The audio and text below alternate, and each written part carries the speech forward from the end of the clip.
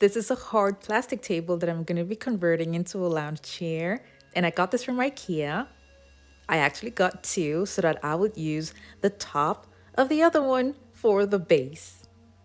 For the base of the chair, I'll be needing just the bottom part of this table piece.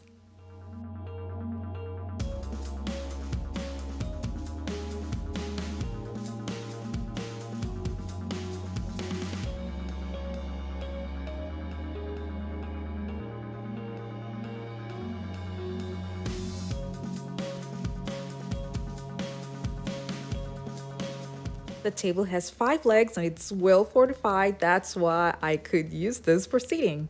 I covered the legs and then attached the legs to the other table part that I had detached earlier.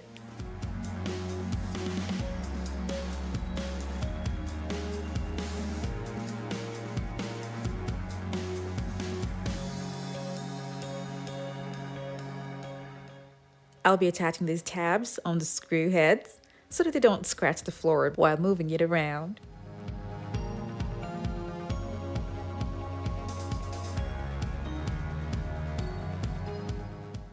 This is sturdy enough to sit on.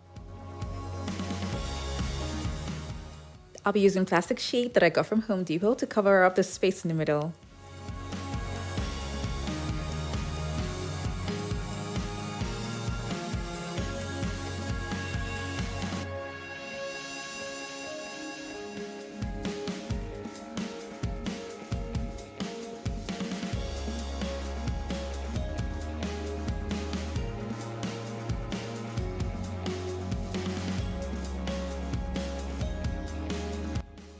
If you're new to my channel, it's so great to have you here. Now don't forget to click on the subscribe button and that notification bell so you don't miss out on any of my latest videos.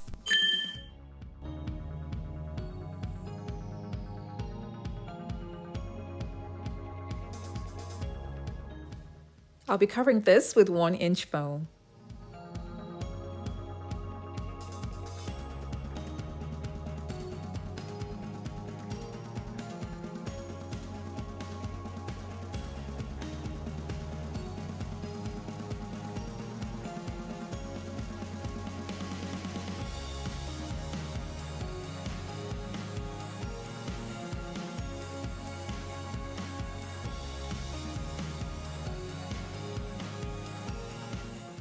The middle part has to be open, but this is too wide and my foam was not long enough, so I will be cutting another little piece to add to it.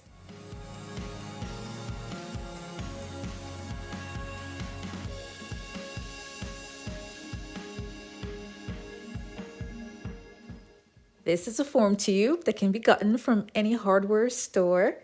That's for another project entirely. But then I cut 15 inches off of this one to use for my project. And after cutting, I also made cuts, straight long cuts, to make it easy for me to fold it to give me the shape that I want for my design.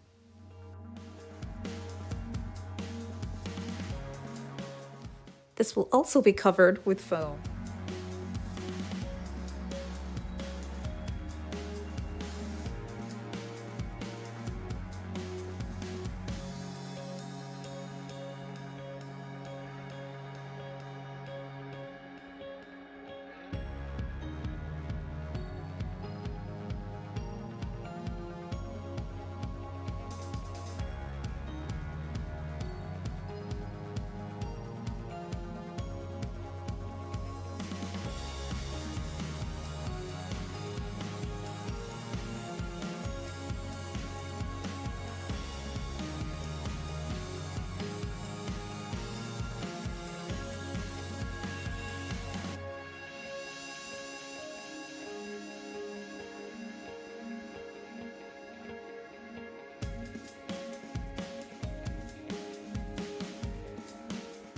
For my project, I'll be using faux leather that I got from Hobby Lobby.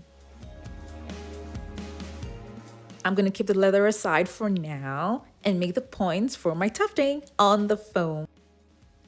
The points are about 4 inches apart.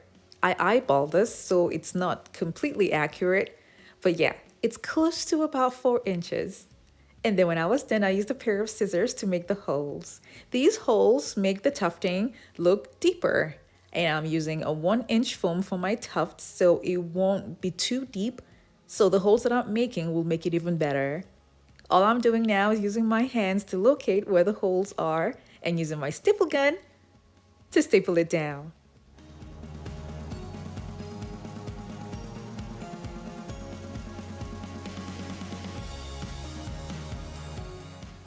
I stapled down the fabric by the sides and realized the width is too much, so I had to reduce it, which gave me another ring on my design, which was never really my intention. So I'm gonna figure out how to work around the double ring that I have here.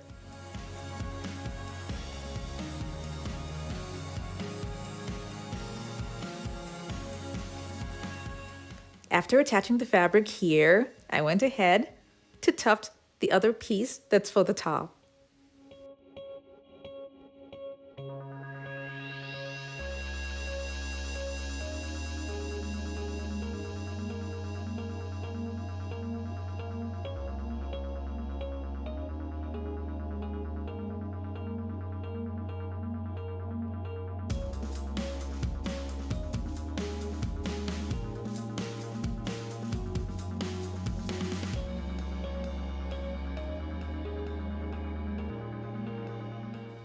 I left some space here at the bottom, but then I later decided to cover it up.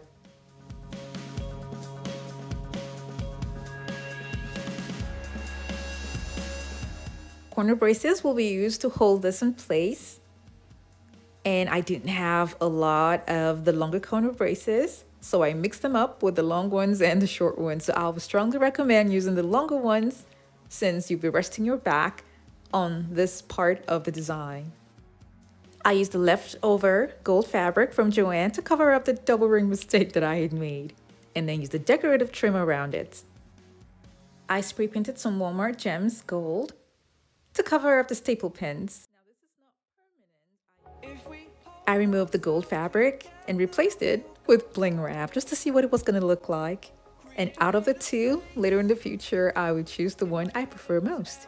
This holds a lot of weight, as you can see from the beginning of the video, and during the video I sat on it and it is really sturdy.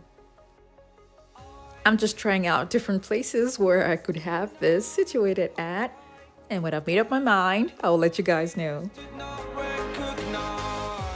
Thank you guys so much for taking the time and watching this video. Now I have other home decor DIY videos that are linked in the description box below to check them out. And if you haven't already, don't forget to click on the subscribe button. Created a